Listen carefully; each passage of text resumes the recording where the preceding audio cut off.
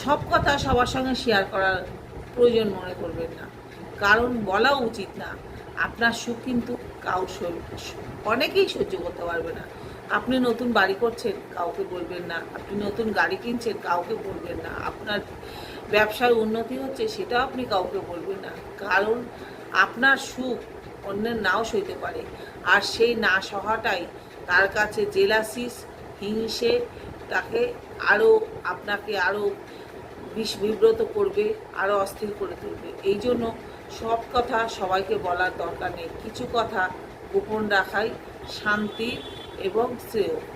এইটা যদি মনে থাকে, মনে আমরা সবাই রাখতে পারি না, কিন্তু মনে রাখাটা খুব দরকার।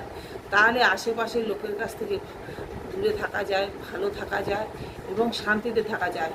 আত্মীয় স্বজন বলুন, বন্ধুবান্ধব বলুন, প্রতিবেশী বলুন, কেউই কিন্তু আজকাল আরও বিশেষ করে কারোর ভালো চায় না।